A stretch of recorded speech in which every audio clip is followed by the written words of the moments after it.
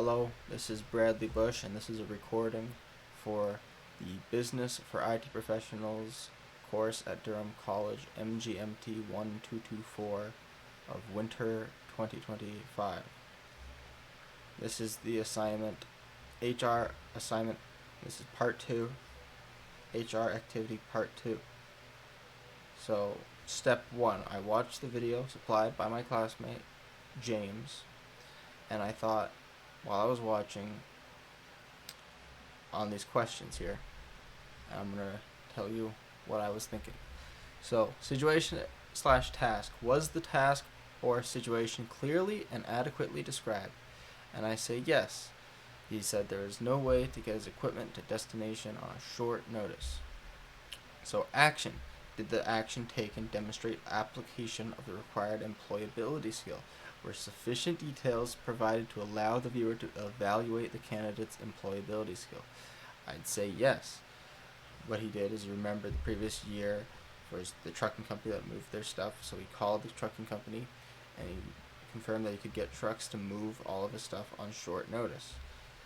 So he phone called the trucking company and worked together, and also he called the transportation unit and they weren't able to help. So that's how he thought of this. So he had quick thinking, didn't panic, he worked well with other people. Very impressive. So the result: did the candidate clearly and explicitly identify how their application of the employability skill led to a successful result? Yes. In fact, part of my own explanation came from his, because he explained it well. The problem was solved, the stuff got delivered, so we solved the problem, and like I said, teamwork, communication with, phone call, the trucking company and the transportation unit, all of that in person, explained it very well and thoroughly. So moving on, did the candidate apply the first impressions?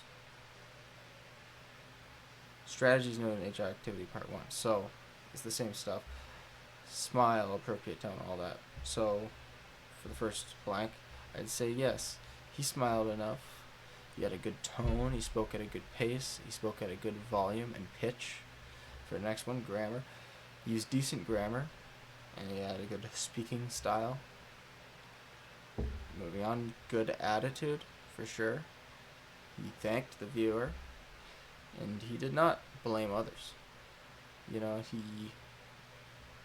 He just explained it neutrally, and he just said that it was very, also his behavior in the situation. He wasn't blaming people, he had no reason to blame anybody,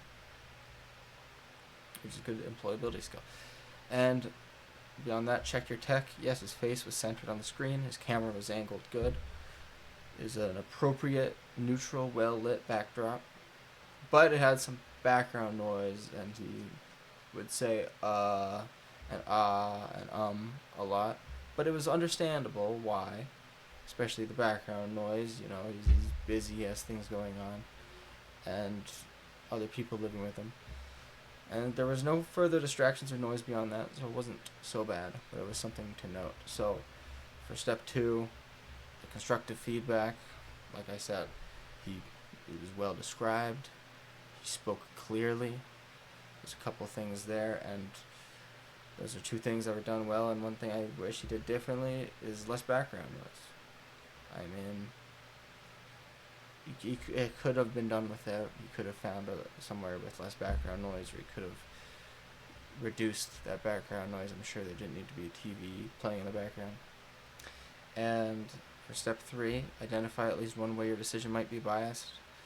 Well, he's my friend, and I am used to hearing him and understanding the way he talks and describes things, so of course I'm going to understand what he's saying. Of course I'm going to think he did it well. Of course I'm going to enjoy the way he talks and think he has a good attitude and all that. But I do think that those things that I said were objectively true. But of course I might be biased on some level. Okay, that was all for this part of the assignment. Thank you very much for watching, and that's all.